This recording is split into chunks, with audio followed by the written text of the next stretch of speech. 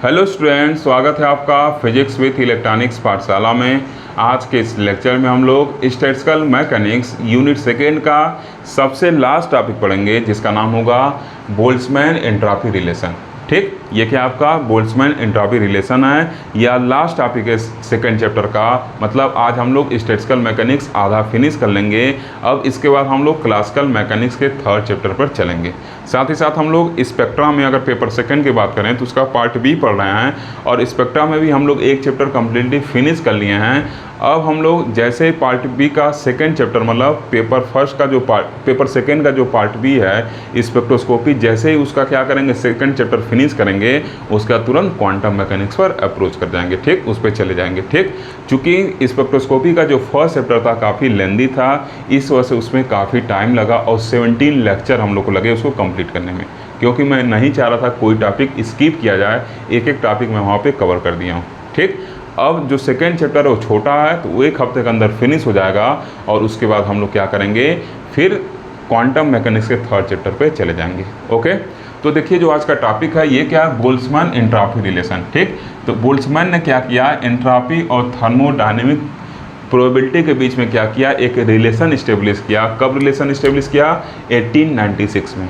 1896 में बोल्ट्जमैन साहब ने थर्मोडायनेमिक प्रोबेबिलिटी और सिस्टम की एंट्रोपी के बीच क्या किया, एक रिलेशन इस्टेब्लिश किया। उसी को बोल्ट्जमैन एंट्रोपी रिलेशन कहते हैं। ठीक, बोल्ट्जमैन साहब ने सोचा, अभी पीछे भी आपको पढ़ाए हैं, लास्ट लेक्चर जो था प्रोबेबिलिटी ऑफ इक्विलिब्रियम पढ़ाए थे, तो वहाँ से आप क्या कंक्लूड किए थे कि जब सिस्टम इक्विलिब्रियम में रहता है तो उसकी जो थर्मोडायनेमिक प्रोबेबिलिटी होती है वो मैक्सिमम होती है। ठीक, तो इसी कॉन्सेप्ट को इन्होंने लिया बोल्ट्जमैन साहब ने। इन्होंने सोचा कि सिस्टम जब इक्विलिब्रियम में होगा तो उस टाइम तो उसकी थर्मोडायनेमिक प्रोबेबिलिटी क्या होगी, मैक्सिमम होगी। और ये तो स्टैटिस्टिकल पॉइंट ऑफ व्यू से उन्होंने सोचा, ये तो हम लोग स्टैटिस्टिकल मैकेनिक्स पढ़े। फिर उन्होंने थर्मोडायनेमिक पॉइंट ऑफ व्यू सोचा, मतलब थर्मोडायनेमिकल पॉइंट ऑफ व्यू सोचा, और उन्होंने कहा कि थर्मोडायनेमिक्स में भी जब सिस्टम इक्विलिब्रियम में होता है तो उसके अंदर डिसऑर्डरनेस मैक्सिमम होती है, और यही डिसऑर्डरनेस होता है उसको किससे मेजर करते हैं हम लोग, जो डिसऑर्डरनेस को मेजर करते हैं उसको एंट्रोपी से मेजर करते हैं। तो मेजरमेंट ऑफ डिसऑर्डरनेस जो होती है वही क्या कहलाती है, एंट्रोपी कहलाती है। ठीक, तो जब डिसऑर्डर क्या है, मैक्सिमम है सिस्टम में, तो इसका मतलब एंट्रोपी भी सिस्टम में मैक्सिमम होगा। तो ये एक चीज़ इससे ये भी कंक्लूड हो रहा है कि अगर थर्मोडायनेमिक में सिस्टम क्या होता है आपका, इक्विलिब्रियम में रहता है, तो उस टाइम डिसऑर्डर मैक्सिमम होता है, और डिसऑर्डर मैक्सिमम होगा तो इसका मतलब क्या है, उस टाइम एंट्रोपी मैक्सिमम होगा। ठीक, मतलब अगर थर्मोडायनेमिक सिस्टम है, अगर इक्विलिब्रियम में है तो एंट्रोपी मैक्सिमम होगा, और स्टैटिस्टिकल मैकेनिक्स का सिस्टम अगर है, अगर वो इक्विलिब्रियम में है तो उस टाइम क्या होगा, थर्मोडायनेमिक प्रोबेबिलिटी मैक्सिमम होगा।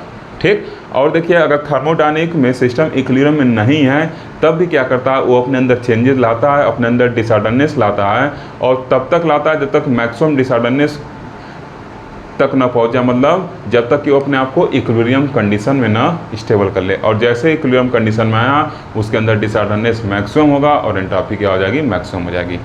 ठीक, जैसे कोई भी चीज़ बैलेंस कंडीशन में रहना चाहती है, इक्विलिब्रियम कंडीशन में रहना चाहती है। ठीक, जैसे आप ट्रेन में मान लीजिए ट्रेवल कर रहे हैं, आपका सीट कंफर्म है, आप लेटे हुए हैं, लेट कर जा रहे हैं, एक वेटिंग टिकट वाला पैसेंजर आया और कहा थोड़ा सा पैर हटा लीजिए, थोड़ा सा बैठ जाए, बैठा।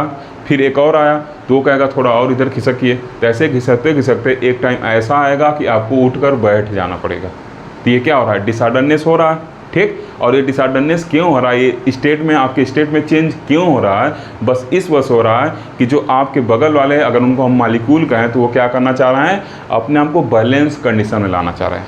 अगर पैसेंजर को हम क्या कहें, मालिक्यूल कहें तो क्या कर रहे हैं, अपने आप को बैलेंस कंडीशन में लाना चाह रहे हैं, मतलब इक्विलिब्रियम कंडीशन में लाना चाह रहे हैं। और उनके इक्विलिब्रियम कंडीशन में आने के वजह से जो आपके स्टेट है उसमें क्या हो रही है, चेंजेज हो रही है, मतलब डिसऑर्डरनेस बढ़ रहा है, और तब तक वो बढ़ेगा जब तक कि पूरा का पूरा सिस्टम इक्विलिब्रियम ना हो जाए। और जैसे क्या होगा, सब लोग एकदम बैलेंस कंडीशन में, सब लोग अच्छे से बैठ जाएंगे तो वो मैक्सिमम डिसऑर्डरनेस का कंडीशन हो जाएगा, और वही क्या होता है, मैक्सिमम एंट्रोपी का कंडीशन होता है। जब डिसऑर्डरनेस मैक्सिमम है तो मैक्सिमम एंट्रोपी कंडीशन होता है। ठीक, इसी तरह के थर्मोडायनेमिक सिस्टम में होता है, क्या करते हैं, स्टेट चेंज करते रहते हैं मॉलिक्यूल, और तब तक करते रहते हैं जब तक कि क्या हो जाए, वो अपने मैक्सिमम डिसऑर्डर वाले कंडीशन को, या ऐसे कहिए इक्विलिब्रियम कंडीशन को ना अचीव कर लें। और जैसे इक्विलिब्रियम कंडीशन हुआ तो एंट्रोपी हो जाती है मैक्सिमम हो जाती है। तो इन्होंने सोचा कि उधर एंट्रोपी मैक्सिमम हो रहा है इक्विलिब्रियम में अगर थर्मोडायनेमिक्स में है, और स्टैटिस्टिकल मैकेनिक्स में है अगर सिस्टम इक्विलिब्रियम में है, तो थर्मोडायनेमिक प्रोबेबिलिटी मैक्सिमम हो रहा है। इसका मतलब जरूर कुछ ना कुछ इनके बीच रिलेशन होगा, और इसी रिलेशन को इन्होंने क्या किया, डिराइव कर डाला। इसी रिलेशन को इन्होंने कुछ चीज़ें एज्यूम करके डिराइव कर डाला, और अंत में जाके इन्होंने एक सक्सेसफुल रिजल्ट भी दे दिया, जो क्या होगा, entropy equal to KLN W के बराबर। अभी हम लोग प्रूव करेंगे उस चीज़ को। ठीक, तो इस चीज़ को उन्होंने दिमाग में लाते हुए इसको डिराइव कर दिया, और इन्होंने एंट्रोपी और थर्मोडायनेमिक प्रोबेबिलिटी के बीच रिलेशन भी निकाल डाला। ठीक, तब देखिए एग्जाम में क्या लिखना है, पहले उसको देखते हैं और फिर आगे समझते हुए चलेंगे। ठीक, तो देखिए क्या लिखा है, इन 1896 Boltzmann establish a relation. Boltzmann ने क्या किया, एक रिलेशन स्टेब्लिश किया बिटवीन एंट्रोपी, एंट्रोपी क्या है, एक थर्मोडायनेमिकल क्वांटिटी है, इसीलिए ब्रैकेट में लिखे हैं। ठीक, एंड प्रोबेबिलिटी, ये प्रोबेबिलिटी क्या, आपका थर्मोडायनेमिकल प्रोबेबिलिटी है, जो W से हम लोग रिप्रेजेंट करते हैं, या ओमेगा, या कई जगह उसको ओम बनाया जाता है। ठीक, तो अलग अलग बुक में अलग नोटेशन है, अलग जगह अलग अलग पढ़ा जाता है। तो थर्मोडायनेमिक प्रोबेबिलिटी, और ब्रैकेट में क्या लिखे हैं, अ स्टैटिस्टिकल क्वांटिटी, ये क्या है, स्टैटिस्टिकल क्वांटिटी है।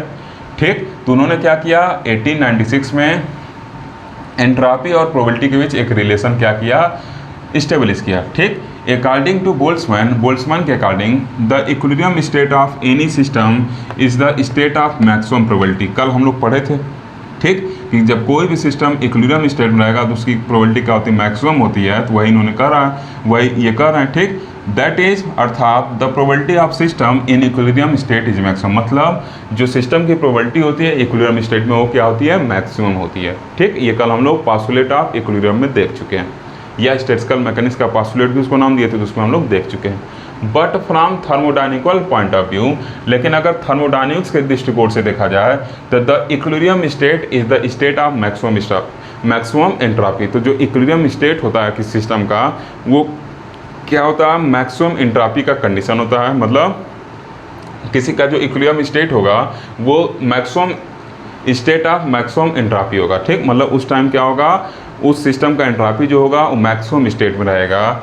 ठीक, thus we can say that in equilibrium both the entropy and thermodynamic probability have their maximum value. अतः हम ये कह सकते हैं कि इक्विलिब्रियम में एंट्रोपी और थर्मोडायनेमिक प्रोबेबिलिटी दोनों अपने मैक्सिमम वैल्यू पे हैं। ये भी मैक्सिमम पे है और ये भी क्या है, मैक्सिमम पे। ठीक, तो इसी के बाद उन्होंने एज्यूम किया बोल्ट्जमैन सामने, अगर इक्विलिब्रियम में दोनों अपने मैक्सिमम पोजीशन में, इनके भी जरूर कुछ रिलेशन होगा, और उन्होंने कुछ चीज़ों को एज्यूम किया और रिलेशन को डिराइव कर डाला। ठीक, तो देखिए क्या क्या फिर इन्होंने किया, नेक्स्ट लाइन्स क्या लिखेंगे, 10 बोल्ट्जमैन एज्यूम्ड, इन्होंने एज्यूम किया दैट कि एंट्रोपी यस ऑफ सिस्टम, जो एंट्रोपी यस होगी सिस्टम की, इज अ फंक्शन, वो फंक्शन होगा of the thermodynamic probability W, और उन्होंने S इक्वल टू FW लिखा। अगर S जैसे आप लिखते हैं ना y is function of x, तो तो कैसे लिखते हैं, y इक्वल टू fx लिखते हैं। तो इन्होंने क्या किया, W को थर्मोडायनेमिक प्रोबेबिलिटी को फंक्शन माना किसका, यस का। तो कैसे लिखा जाएगा, yes is function of W। ठीक, और ये क्या हो गया, इक्वेशन नंबर फर्स्ट हो गया। अब इसी रिलेशन के बिहाफ पे देखिएगा, अभी पूरा हम लोग डिराइव कर डालेंगे और पूरा का पूरा आपका देखिएगा रिजल्ट मिलेगा। साथ ही साथ इस पर आप इम्पॉर्टेंट लिख लीजिएगा, कभी कभी ये आपका क्वेश्चन एग्जाम में लगभग आप ऐसे कहिए 4 से 5 नंबर के क्वेश्चन में लगभग ये पूछा जाता है। ठीक, वेरी शॉर्ट में भी नहीं और लॉन्ग टाइम में भी नहीं पूछा जाता है। ठीक, 4 से 5 नंबर जो क्वेश्चन आता है उसमें इसको पूछा जाता है। ठीक, मतलब इसको 200 से 300 वर्डों में जो डिफाइन करने वाला आता है क्वेश्चन, उस कैटेगरी में इसको पूछा जाता है। तो इसमें इंपॉर्टेंट आप लिख लीजिएगा। ओके, अब नेक्स्ट सेशन के अंदर क्या करना है इसके आगे हम लोग देखेंगे। ओके स्टूडेंट, तो देखिए अब आगे क्या लिखना है। एक क्वेश्चन फर्स्ट के नीचे से क्या लिखेंगे let us consider 2 independent system A and B। मान लेना है कि 2 independent system A and B है, having entropies S1 and S2, जिसका एंट्रॉपी S1 और S2 रिस्पेक्टिवली है। मतलब जो सिस्टम ए है उसके अंदर जो डिसऑर्डरनेस है उसको S1 से मेजर करना है और वो इक्विलिब्रियम में, इसलिए से एंट्रॉपी क्या होगा, मैक्सिमम होगा। और बी भी क्या है, इक्विलिब्रियम में, इस वजह से इसका भी एंट्रॉपी क्या होगा, S2 भी मैक्सिमम होगा। ठीक, since entropy is an additive quantity, ये आप थर्मोडायनेमिक्स में पढ़े होंगे, एक्सटेंसिव क्वांटिटी ये सब करके पढ़े होंगे। ठीक, तो इस वजह से क्या करेंगे, therefore the entropy of the two system together will be, इसलिए दो सिस्टम का एंट्रॉपी अगर एक साथ हम लेते क्या होगा, जो टोटल एंट्रॉपी यस होगा वो क्या होगा, S1 प्लस S2 के बराबर होगा। इसको इक्वेशन 2 कर रहे हैं और इसके पीछे जो था उसको हम लोग इक्वेशन फर्स्ट बना चुके थे। ये हम लोग का क्या था, जो बोल्ट्जमैन साहब एज्यूम किए थे उसको इक्वेशन फर्स्ट हम लोग बना चुके हैं। ठीक, अब देखिए फिर मान रहे हैं अगर जो सिस्टम ए है उसका जो थर्मोडायनेमिकल प्रोबेबिलिटी है वो W1 है और जो सिस्टम बी है उसका जो थर्मोडायनेमिक प्रोबेबिलिटी है W2 है, तब प्रोबेबिलिटी जो W होगा वो क्या होगा, इस चीज़ को देखना है। तो क्या लिखे हैं कि if W1 is the thermodynamic probability of system A and W2 that of system B, और W2 किसका है, सिस्टम बी का है, then probability W will be the product of their probability. तो जो W होगा वो क्या होगा, प्रोडक्ट होगा किसका, सिस्टम 1 और सिस्टम 2 के जो थर्मोडायनेमिक प्रोबेबिलिटी है उसके प्रोडक्ट के क्या होगा, बराबर होगा। और इसको हम लोग क्या कर दिए हैं, इक्वेशन नंबर 3 कर दिए हैं। क्लियर, ये इक्वेशन 2 और ये इक्वेशन 3 हो गया। ओके, अब देखिए क्या कर रहे हैं, लिखें using equation 3 in equation first. अब इक्वेशन 3 को क्या कर रहे हैं, इक्वेशन फर्स्ट में हम यूज करेंगे। तो इस W के जगह हम क्या लिख सकते हैं, S equal to F W1 into W2 लिख सकते हैं। इक्वेशन फर्स्ट में अगर 3 से W के वैल्यू को ला के पुट करते हैं, इक्वेशन 3 से इक्वेशन 1 में W को वैल्यू ला पुट करेंगे तो ये W क्या होगा, ये W जो होगा W1 इंटू W2 के प्रोडक्ट के क्या होगा, बराबर होगा। इसको इक्वेशन नंबर 4 कर दिए। ठीक, अब देखिए क्या लिखे हैं, from equation 1 we can also write. अब इक्वेशन 1 से हम एक चीज़ और लिख सकते हैं कि देखिए जब यस है तो एफ ओमेगा लिख रहे हैं, तो जब यहाँ 1 लगाएंगे तो क्या होगा, S1 equal to F omega 1 होगा, W1 का, ये W1 में नाम ले रहा हूँ ना, तो S1 इक्वल टू क्या होगा, एफ W1 होगा। और जब 2 लगाएंगे तो क्या होगा, S2 equal to F W2 होगा। तो आप जान ही रहे हैं सिस्टम 1 का हो जाएगा, या सिस्टम 2 का हो जाएगा। तो उसी तरह लिखें कि क्वेश्चन फर्स्ट का जो एज्यूम किए थे बोल्ट्जमैन साहब, उनके अकॉर्डिंग हम क्या लिख सकते हैं कि जो S1 होगा वो फंक्शन होगा W1 का और जो S2 होगा फंक्शन होगा W2 का। ठीक, एक मिनट में चेक करूँ क्वेश्चन 6 कट तो नहीं रहा, ओके आ रहा है, पूरा आ रहा है। ठीक, तो ये क्या हो गया, 5 और 6 इक्वेशन बन गया। ठीक, यहाँ S1 करेंगे तो यहाँ W1 होगा, यहाँ S2 करेंगे W2 होगा। और ये क्या हो गया, फर्स्ट सिस्टम जो A है उसका एंट्रॉपी और प्रोबेबिलिटी का रिलेशन हो गया, और जो ये सिस्टम B है उसके एंट्रॉपी और प्रोबेबिलिटी का रिलेशन हो गया। अब देखिए अगर इक्वेशन 4, 5, 6 क्या कर रहा है, ऐसे देखिए, ऐसे आप देखिएगा इसको, इक्वेशन अगर आप देख रहे हो सेकेंड नंबर इक्वेशन देख रहे हो, इक्वेशन सेकेंड, और फिर देखिए 4 देख रहे होंगे और 5 देख रहे होंगे, 6 देख रहे होंगे। ठीक, तो इक्वेशन 2 में अगर क्या, इक्वेशन 2 क्या, yes equal to S1 plus S2 बराबर है, तो S1 जगह ये वैल्यू रख सकते हैं, S2 जगह ये वैल्यू रख सकते हैं। ठीक, और फिर इक्वेशन 4 से अगर हम क्या करें, यस की जगह ये वैल्यू रख दें तो क्या हो जाएगा, ये वैल्यू इक्वल टू ये और ये वैल्यू दोनों का सम मिल जाएगा। ठीक, तो उसी चीज़ को चलना है लिखने, क्या लिखेंगे, from equation 2, 4, 5 and 6 we get, यहाँ से क्या मिलेगा हम लोग को। तो देखिए सबसे पहले क्या हो जाएगा, यस है तो S1 प्लस S2 का वैल्यू क्या होगा, एफ W1 और एफ W2 होगा। तो राइट हैंड साइड में क्या लिख दे रहे हैं, F W1 plus F W2 लिख दे रहे हैं। ठीक, अब देखिए इक्वेशन नंबर 4 से क्या हो जाएगा, जो यस का वैल्यू वो क्या है, फंक्शन है किसका, W1 और W2 के मल्टीप्लिकेशन का फंक्शन है। तो इस तरीके से हम लोग को एक नया इक्वेशन मिल गया, जो क्या हो गया हम लोग का इक्वेशन नंबर 7 हो गया। ठीक, अब इसके आगे क्या करना है उसको देखेंगे नेक्स्ट सेशन के अंदर। ओके स्टूडेंट, तो अब देखिए क्या लिखेंगे, ये क्वेश्चन 7 लास्ट सेशन हम लोग पाए थे, मैं यहाँ लिखा था फिर दोबारा यहाँ लिखा हूँ क्योंकि इसको आगे यूज़ करना था। तो आप अपने कॉपी में भी दोबारा मत लिख लीजिएगा, वही क्वेश्चन है उसी के नीचे लिखना शुरू करिएगा। ऐसा नहीं 2 बार क्वेश्चन 7 में दिखा रहा हूँ तो आप 2 बार लिख लीजिएगा, ठीक। अब देखिए इसके आगे क्या लिखेंगे, अब इसको हम डिफ्रेंशिएट करेंगे partially with respect to W1 and W2, ठीक। इस इक्वेशन 7 को एक बार पार्शियली W1 के रिस्पेक्ट में डिफ्रेंशिएट करेंगे और एक बार W2 के रिस्पेक्ट में क्या करेंगे, डिफ्रेंशिएट करेंगे। तो देखिए अगर कहीं ऐसे लिखा रहता है f ऑफ x और इसको अगर x के रिस्पेक्ट में हम डिफ्रेंशिएट करते हैं तो इसको क्या लिखते हैं, f डैश x लिखते हैं, ठीक। और अगर कहीं ऐसे लिखा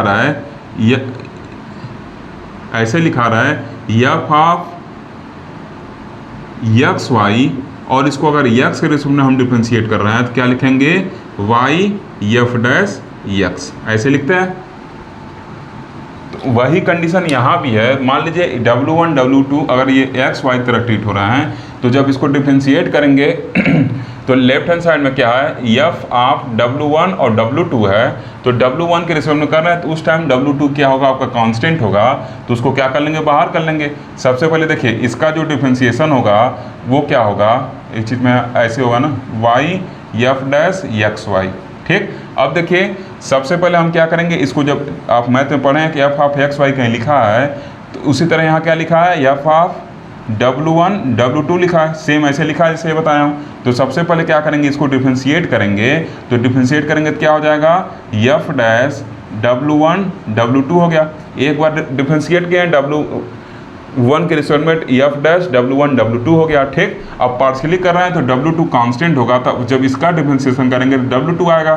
तो W2 को क्या करें, बाहर कर दिए। जैसे x y का f ऑफ x y का अगर x के रिस्पेक्ट में पार्शियली कर रहे हैं तो क्या f डैश एक्स वाई होता है और y कांस्टेंट, और फिर x y का करेंगे तो y कांस्टेंट है तो y बाहर आ गया और x का x रिस्पेक्ट 1 हो गया, मतलब f ऑफ मतलब क्या हो गया, y f dash X Y होगा। उसी तरीके से इसका क्या हो जाएगा, W2 f dash W1 W2 हो गया।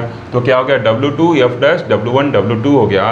इधर देखिए ये पूरा कांस्टेंट है तो W1 के रिस्पेक्ट में इसका डिफ्रेंशिएशन 0 हो जाएगा और इसका जैसे x के रिस्पेक्ट में f ऑफ x का जो डिफ्रेंशिएशन होता है f डैश x होता है, वैसे ही W1 के रिस्पेक्ट में f ऑफ W1 का जो डिफ्रेंशिएशन होगा f डैश W1 होगा।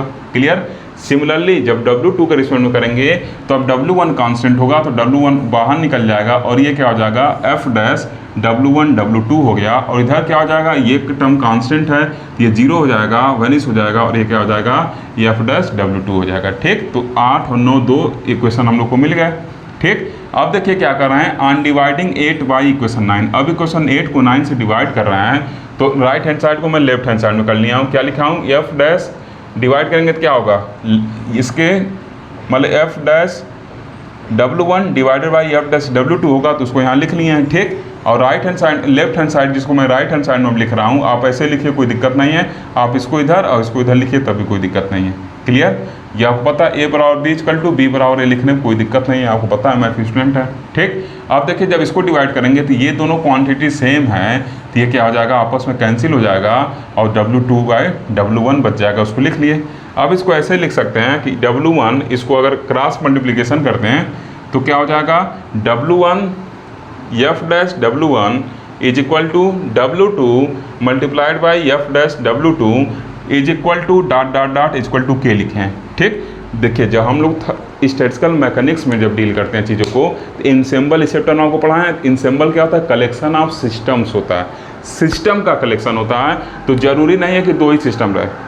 हम लोग क्या ले रहे हैं, अपने सिंप्लिसिटी के लिए क्या ले रहे हैं, 2 सिस्टम ले रहे हैं। जरूरी नहीं कि 2 ही सिस्टम हो। जो इनसेम्बल अगर होगा तो क्या होगा, 1 से ज़्यादा 2 या 2 से ज़्यादा सिस्टम होंगे, कई सारे सिस्टम होंगे, कलेक्शन ऑफ सिस्टम्स है, ठीक। तो क्या हो जाएगा यहाँ पे इज इक्वल टू करके अगर आगे और भी सिस्टम आएगा, ऐसे मान लीजिए 3 सिस्टम लिए रहते तो क्या आता, W3 f डैश W3 आता, 4 लिए रहते फिर इक्वल करके क्या आता, W4 f डैश W4 आता और dot dot dot equal to सब के आपस में बराबर हैं तो उन सबको एक कांस्टेंट हम के कह दिए, ठीक। बात समझ में आया। स्टैटिस्टिकल मैकेनिक्स में क्या होता है, सिस्टम का कलेक्शन। इस चैप्टर में स्टार्टिंग जो पहला लेक्चर था क्या था, इंसेम्बल था, वो सिस्टम का कलेक्शन था, उसमें कई सारे सिस्टम थे। तो हम तो अपने सुविधा के लिए बस 2 सिस्टम लिए ताकि चीज़ें आसान रहें, कई सारा लेते तो कई सारा इक्वेशन बनाना पड़ता, ठीक, उसको सॉल्व किया और जैसा उसका नेचर आया उसी के अकॉर्डिंग एंड सो ऑन करके लिख देते हैं चीज़ों को। तो 2 को सॉल्व किए तो ऐसा नेचर आ रहा है कि W1 F dash W1 is equal to W2 F dash W2, ये बराबर आ रहा है। तो इसका मतलब अगला भी इसके बराबर आएगा, वो भी इसके बराबर आएगा। अगर आपको नहीं विश्वास हो रहा होगा 4 सिस्टम लेके ऐसे अपनाइएगा, प्रोसेस देखिएगा, सब इक्वल आएगा, ठीक। तो इक्वल लगाए हैं, डॉट डॉट डॉट, फिर इक्वल लगाए हैं, इक्वल टू के लिख दिए हैं, ठीक। सब आपस में क्या होंगे, इक्वल होंगे। जितने 10 सिस्टम है 10 सिस्टम का ऐसे आएगा, W1 F dash W1 is equal to W2 F dash W2, ऐसे करते करते equal to W10 F dash W10, सब आपस में बराबर आएगा। तो उसको हम एक कांस्टेंट करने जैसे लिखा है x by a y by 2 is equal to z by 3। आप इसको एक कांस्टेंट मानते हैं ना कि ऐसे मैथ में प्रॉब्लम सॉल्व करने के लिए, तो ऐसे समझिए इसके जगह क्या लिखा है, ये लिखा है, इसके जगह समझिए ये लिखा है, ठीक। 2 ही टर्म बात कर रहे हैं, तीसरा उड़ा देते हैं, ठीक। तो डॉट डॉट डॉट तीसरा नहीं लिखे हैं, तो डॉट डॉट डॉट करके क्या लिखे हैं, एक कांस्टेंट के लिख दिए हैं। तो एक कांस्टेंट के लिख दिए हैं और बता दिए कि वेयर के बीइंग एनी कांस्टेंट, जहाँ के क्या कोई कांस्टेंट है, ठीक। अब देखिए यहाँ से क्या लिख सकते हैं, अब इसको इंडिविजुअली एक साथ लिख सकते हैं ना, x by A equal to K और y बाई 2 इक्वल टू क्या हो सकता है, के लिख सकते हैं ना, x by 1 equal to K और y बाई 2 इक्वल टू के। दूसरी तरह इसको क्या लिख सकते हैं, इसको क्या लिखेंगे, f dash W1 equal to K upon W1 को नीचे खिसका दिए हैं, और उसी तरह फिर यहाँ क्या लिखे हैं, comma f dash W2 equal to K upon, इसके साथ और जो W2 चिपका था इसको ला के नीचे उतार दिए, ठीक। तो क्या हो गया, f dash W1 equal to K upon W1 comma f dash W2 equal to K upon W2 and so on. अगर तीसरा वाला रहता क्या रहता, f dash W3 equal to K upon W3 रहता। क्लियर। अब क्या करेंगे, इसको इंटीग्रेट करेंगे। अब इस इक्वेशन को क्या करेंगे, इंटीग्रेट करेंगे, ठीक। तो उसके नीचे जो लिखना उसको मैं ऊपर लिख रहा हूँ।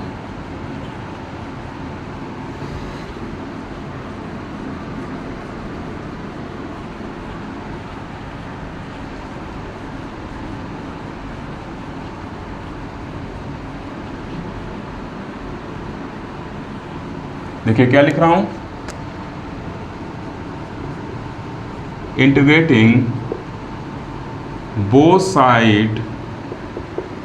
Sides of above equation comma we get. अब देखिए जब इसके नीचे आप लिखेंगे तो आपके लिए एबव इक्वेशन ही होगा, इसलिए मैं एबव वर्ड यूज किया। अदरवाइज मेरे हिसाब से बिलो इक्वेशन होना चाहिए, लेकिन आप कॉपी में जिस हिसाब से लिख रहे हैं उसी हिसाब सेंटेंस में लिखवा रहा हूँ, ठीक। तो क्या करेंगे, जब ऊपर वाले इक्वेशन को डिफरेंशिएट करेंगे दोनों साइड को, तो क्या मिलेगा, सबसे पहले अब इसको डिफरेंशिएट करेंगे तो क्या होगा, किसका फंक्शन है, W1 का, तो किसके रिस्पेक्ट में डिफरेंशिएट करेंगे, W1 के रिस्पेक्ट में डिफरेंशिएट करेंगे। राइट हैंड साइड में क्या हो जाएगा, K अपान W1 और ये क्या हो गया, dW1 होगा।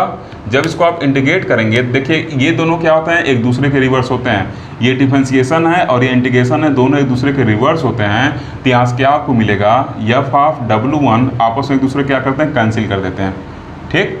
इंटीग्रेशन और डिफरेंशिएशन आप मैथ में पढ़ें, ये क्या है, इंटीग्रेशन के लिए यूज हुआ, इंटीग्रेशन साइन यूज हुआ, और ये क्या है, उसी के रिस्पेक्ट में डिफरेंशिएशन है। तो ये दोनों आपस में क्या करेंगे, एक दूसरे को कैंसिल कर देंगे, सिंपली वो फंक्शन बच जाता है। वो क्या होता है, आपको बताया था शुरू में भी क्वांटम मैकेनिक्स में, इंटीग्रेशन भी जोड़ना, जैसे लड्डू बनाते हैं, बूंदी छान के लड्डू बनाते हैं, उसको जोड़ करना है तो लड्डू तैयार होता है, वो इंटीग्रेशन है। और लड्डू को फोड़ दें तो क्या होगा, छोटे छोटे पार्ट में बिखर जाएगा, तो वो क्या होता है, डिफरेंशिएशन होता है, ठीक। तो वैसे ही क्या है, ये इंटीग्रेशन और डिफरेंशिएशन दोनों एक दूसरे के रिवर्स है, तो इसका मतलब फंक्शन जस का तस निकल जाएगा, साफ सुथरा एकदम, ठीक। और इधर क्या हो जाएगा, के कांस्टेंट बाहर कर लिए, और 1 अपान एक्स का आपको पता है क्या होता है, ln x या log x जो लिखे, ठीक। log x हम लिख रहे हैं, अगर बेस 10 नहीं लगाए तो इसका मतलब क्या है, ln x इसको कहा जाएगा, मतलब नेचुरल लॉग ही कहेंगे, ठीक। तो क्या लिख देंगे, k log W1। अब देखिए इसमें लिमिट नहीं है इंटीग्रेशन का, इसका मतलब हमको एक कांस्टेंट ऑफ इंटीग्रेशन यूज करना पड़ेगा, ठीक। उसी तरीके से जब फिर इसको इंटीग्रेट करेंगे सेकेंड वाले को, तो ये क्या हो जाएगा, अब इस किसका फंक्शन है, W2 का फंक्शन है, जिसको W2 के रिस्पेक्ट में इंटीग्रेट करेंगे तो क्या हो जाएगा, f dash W2 dW is equal to क्या हो जाएगा, K अपान W2, और ये क्या हो जाएगा, dW2 और फिर इसको जब इसको इंटीग्रेट कर रहे हैं तो ये क्या है आपका डिफरेंशिएशन है, एफ डैश क्या एक बार डिफरेंशिएशन है और एक बार इंटीग्रेशन भी कर रहा है, तो दोनों एक दूसरे के रिवर्स हैं, तो कैंसिल कर देंगे, क्या बचेगा एफ डब्ल्यू बचेगा। और इधर क्या हो जाएगा, के क्या कांस्टेंट है क्योंकि मेंशन कर चुके हैं के बीइंग एनी कांस्टेंट, तो बाहर आ जाएगा इंटीग्रेशन के, और 1/x का जैसे ln x होता है ऐसे 1/ω2 का क्या हो जाएगा log W2। देखिए बेस नहीं लगा, इसका मतलब ये ln है, ठीक ना, ln मतलब क्या, ऐसे बेस में क्या रहता है ई रहता है, ठीक। अब यहाँ क्या हो जाएगा, फिर लिमिट नहीं है, एक हमको और इंटीग्रेशन कांस्टेंट यूज करना पड़ेगा, उसको मान लिया हम क्या है C2 है, ठीक। तो दो इक्वेशन बने, ऐसे आगे भी और आपके इक्वेशन आते जाएंगे, क्लियर। अब इसके आगे क्या लिखना उसको देखेंगे नेक्स्ट सेशन के अंदर। अब देखिए क्या करेंगे, ये हमको दो इंटीग्रेशन इक्वेशन मिला सॉल्व करने पे, ठीक। F equal to W1 equal to K log W1 plus C1 और एफ W2 था वो किसके इक्वल था, के log W प्लस C2, ठीक। ऐसे तीसरा आता क्या आता एफ W3 के log W, यहाँ देखिए W2 रहेगा ना, ऐसे तीसरा अगर हम करते तीसरा ले लेते तो क्या आता एफ W3 और क्या होता के log W3 C3, ठीक। तीसरा भी आता, तो ऐसे इन जनरल हम अगर इसको लिखना चाहें तो क्या लिखेंगे, W की जगह क्या लिखें, एक जनरल फॉर्म बनाना चाह रहे हैं तो क्या हो जाएगा एफ W हो जाएगा। और इस तरह के कांस्टेंट है, log भी सेम चल रहा है हर एक चीज़ में। अब W1 W2 W3 की जगह W लिख रहे हैं और C1 C2 C3 की जगह क्या लिख रहे हैं C लिख रहे हैं। जैसे हम लोग इक्वेशन फर्स्ट से क्या किए थे, F equal to F W बनाए थे, यहीं से F1 एफ W1 निकाले थे, S2 equal to F W2 निकाले थे। तो ऐसे इससे इसमें भी तो जा सकते हैं, इन दोनों इक्वेशन को जैसे इसमें निकाला गया वैसे इससे इसमें भी जा सकते हैं। तो अब वो वाला चीज़ आ गया है कि W1 W2 लिखा तो उसको इन जनरल कैसे लिखा जाए, तो लिख दिए F W equal to K log W plus C। अगर आपको फिर अगर जाना है तो यहाँ 1 लिखेंगे तो यहाँ 1 हो जाएगा, यहाँ 1 हो जाएगा, ऐसे 2 लिखेंगे 2 हो जाएगा, मतलब उस पर पहुँच जाएंगे, ठीक। तो जनरल फॉर्म एक बन गया। अब देखिए C क्या है, कांस्टेंट ऑफ इंटीग्रेशन है, तो जब भी कांस्टेंट ऑफ इंटीग्रेशन आता है तो क्या करते हैं, एक जनरल कंडीशन लगा के, एक इनिशियल कंडीशन लगा के उसके वैल्यू को क्या किया जाता है, सॉल्व किया जाता है। तो यहाँ पे देखिए क्या पहले लिखेंगे 10, जो ऊपर वाला इक्वेशन है क्या हो जाएगा। अब इक्वेशन फर्स्ट में हम पढ़े थे कि यस इक्वल टू क्या है, एफ डब्ल्यू है, तो एफ डब्ल्यू जगह यस लिख सकते हैं, तो yes equal to K log W plus C हो गया इक्वेशन 10। और बाई यूजिंग इक्वेशन फर्स्ट यहाँ लिखे, इक्वेशन फर्स्ट को यूज करके, ठीक। ये इसका नंबर आप एक बार देख लीजिएगा क्योंकि मैं मिटा दिया, मुझे याद नहीं लास्ट इक्वेशन कौन सा था, लेकिन जहाँ तक याद है 9 इक्वेशन तक हम लोग चले थे, तो इसलिए 10 लिखा हूँ। अगर 10 तक चले होंगे तो आप 11 कर लीजिएगा, 8 तक चले होंगे तो आप इसको 9 कर लीजिएगा, ठीक। लेकिन जहाँ तक मुझे 99% चांस है 10 नंबर इक्वेशन ही है। अब देखिए the constant of integration C can be determine with the help of initial condition. और इनिशियल कंडीशन जैसे मैथ में डिफरेंशियल इक्वेशन और इंटीग्रेशन वाले में पढ़े हैं, आपके डिटरमाइन करते हैं इनिशियल कंडीशन लगा के, वैसे इनिशियल कंडीशन लगाएंगे। यहाँ पे इनिशियल कंडीशन क्या है कि एट एब्सोल्यूट 0 मतलब T इक्वल टू 0, ये क्या है आपका कैपिटल के है, ये क्या है केल्विन है, ये क्या है कैपिटल के केल्विन है, और ये क्या है कांस्टेंट दूसरा के है, ठीक। उसको स्मॉल आपके मान के चल सकते हैं तो वही बेटर है। ये क्या है T इक्वल टू 0 केल्विन, या अगर दोनों सेम लिखे हैं तब भी आपको समझना है कि ये के क्या है केल्विन है, ठीक, और ये के क्या है कांस्टेंट है। तो at T equal to 0 kelvin the entropy becomes 0 and probability becomes maximum, ठीक। प्रोबेबिलिटी क्या होता है, मैक्सिमम होता है एब्सोल्यूट 0 टेम्परेचर पे, और एंट्रोपी क्या होती है, 0 हो जाती है। ये थर्मोडायनेमिक्स में आप पढ़ चुके हैं, ठीक। तब क्या करेंगे, that is S equal to 0 and W equal to 1 हो जाएगा। मैक्सिमम प्रोबेबिलिटी क्या मतलब 1 होना, ठीक। यूजिंग ये सब इंटर में पढ़े हैं आप, प्रोबेबिलिटी मैक्सिमम वैल्यू कितना होता है 1 होता है, ये सब आप पढ़ चुके हैं, इस पर डिटेल में नहीं जा रहा हूँ। Using above value in equation 10 we have. अब इक्वेशन 10 में इस वैल्यू को यूज करेंगे तो S equal to 0, W equal to 1 और क्या हो जाएगा C एज इट इज रहेगा। इसको सॉल्व करेंगे तो ln1 का वैल्यू क्या होता है 0 होता है, इसका बेस E है, ठीक ना, ln नेचुरल लॉग है ये, तो ln1 का वैल्यू 0 होता है, ये भी 0 है, तो C इक्वल टू लड्डू मिल जाएगा, ठीक। अब इक्वेशन 10 कैसा होगा अगले सेशन के अंदर हम लोग देखेंगे। ओके स्टूडेंट, तो देखिए अब इसके नीचे क्या लिखना है उसको मैं यहाँ लिखा हूँ, ठीक। यहाँ तक हुआ था। अब देखिए C के वैल्यू को इक्वेशन 10 में यूज करेंगे तो यस इक्वल टू क्या हो जाएगा के log W, और यही रिक्वायर्ड रिलेशन था, यही रिलेशन क्या किया था बोल्ट्जमैन साहब ने एंट्रोपी और प्रोबेबिलिटी के बीच फाइंड आउट किया था। तो क्या लिख देंगे दिस इज द रिलेशन, यहाँ सी जीरो हो गया स्ट्रेन में, ठीक, एस इक्वल टू के लाख डब्ल्यू हो गया, और यही रिलेशन था एंट्रोपी और थर्मोडायनेमिक प्रोबेबिलिटी का, where K is universal constant known as Boltzmann constant. और इन्होंने अपने कांस्टेंट के जो यूज किया था उसको अपने नाम पर रख दिया और कहा ये यूनिवर्सल कांस्टेंट होगा और ये क्या होगा, बोल्ट्जमैन कांस्टेंट होगा। इसको आप पढ़ चुके हैं बोल्ट्जमैन कांस्टेंट क्या होता है, ठीक। तो इसको उन्होंने बोल्ट्जमैन कांस्टेंट नाम दे दिया। मतलब अगर कहीं W दिया है, बोल्ट्जमैन कांस्टेंट का वैल्यू पुट करिए तो आपको एंट्रोपी का वैल्यू निकल जाएगा, ठीक। लाग मान लीजिए इसका वैल्यू 2 है तो लाग 2 कर लीजिए और के इक्वल टू ऐसा कर ले, या इसका मान लीजिए 1/2 है तो लाग 1/2 और के का वैल्यू पुट करिए, एस निकल जाएगा। ऐसे या एस का वैल्यू दिया तो आप W का वैल्यू निकाल सकते हैं क्योंकि के का वैल्यू आपके एग्जाम में दिया रहेगा, ठीक। जब रिटन एग्जाम का पेपर होता है या कोई क्वेश्चन आता है, जितने भी यूनिवर्सल कांस्टेंट हैं सबका वैल्यू क्या होता है, दिया रहता है, वही वैल्यू आपको एग्जाम में यूज करना रहता है जो पेपर पे लिखा रहता है, ठीक। अब देखिए 10 हम कह सकते हैं कि the Boltzmann entropy relation states that the entropy of system is proportional to natural log of W। अतः हम ये कह सकते हैं कि जो सिस्टम की एंट्रोपी होती है वो क्या होती है, प्रोपोर्शनल होती है। किसके प्रोपोर्शनल होती है, natural log of thermodynamic probability के क्या होती है, प्रोपोर्शनल होती है, क्योंकि के कांस्टेंट है। तो हम ऐसे भी कह सकते हैं कि जो आपकी एंट्रोपी होगी वो क्या होगी, W के प्रोपोर्शनल होगी, ठीक। इतना चीज़ क्लियर। अब इसके नीचे दोबारा मन लिखना शुरू कर देंगे, यहीं पर लास्ट है, ये लास्ट सेशन में इस लाइन खींच दिए, लास्ट सेशन में ये दिखाना था कि इसमें पुट करना है, ठीक। इसके नीचे पता चले फिर दोबारा लिख के बैठ गए, बस यहीं पे आपका क्या होगा, ये प्रूफ फिनिश हो गया, ओके। और इम्पॉर्टेंट प्रूफ था और सेकेंड चैप्टर भी फिनिश हो गया। देखिए इसका फिजिकल मतलब क्या है, इस देखिए डेली लाइफ से रिलेट करिए तब भी देखिए क्या करेगा, मतलब नेचर से भी इस चीज़ को आप रिलेट कर सकते हैं। आप पढ़े हैं थर्मोडायनेमिक्स में कि इनवर्स का एंट्रोपी क्या होता है, हमेशा टेंड्स टू इंक्रीजेज, हमेशा क्या कर रहा है, इंक्रीज कर रहा है। अब देखिए आप पता है बताए थे कि कोई भी चीज़ अपने मैक्सिमम प्रोबेबिलिटी वाले कंडीशन में रहनी चाहती है। मैक्सिमम प्रोबेबिलिटी कंडीशन में क्या बताए थे, एग्जांपल दिए थे ना, अगर आपके घर गेस्ट आने वाले हैं तो आप अपने रूम में जो कॉपी वगैरह कुछ भी इधर उधर फेंके होंगे उसको क्या करते हैं, एक वेल अरेंज करते हैं, लेकिन जैसे वो गए तैसे क्या होगा, फिर इधर उधर उसको फैला दिए, मतलब क्या होगा, फिर वो अपने मैक्सिमम प्रोबेबिलिटी वाले कंडीशन में, आपका कॉपी आ चुका है, आपका जो रूम है वो मैक्सिमम प्रोबेबिलिटी वाले कंडीशन में आ गया है। और मैक्सिमम प्रोबेबिलिटी वाले कंडीशन में आने का मतलब क्या है, W का वैल्यू मैक्सिमम हो गया है।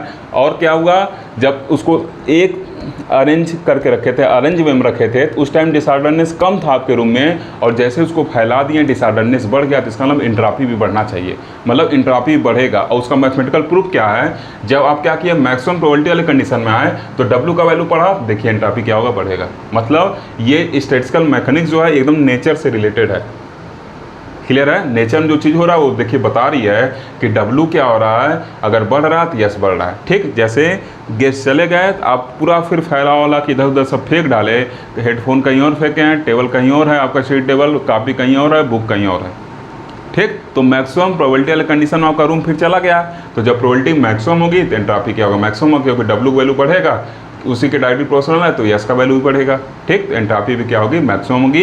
ये देखिए कितना अच्छा रिलेशन बोल्ट्जमैन साहब ने निकाल दिया, ठीक। और इधर उधर फैलने का मतलब क्या, आप जाहिर समझ सकते हैं, डिसऑर्डरनेस है, मैक्सिमम डिसऑर्डर हो गया, इधर उधर फैल गया, तो इसका मतलब उससे भी आप रिलेट कर सकते हैं कि एंट्रोपी भी क्या होगी आपकी, बढ़ेगी, डायरेक्ट भी कर सकते हैं, ठीक। और उसका मैथमेटिकल प्रूफ भी यहाँ पे है, क्लियर।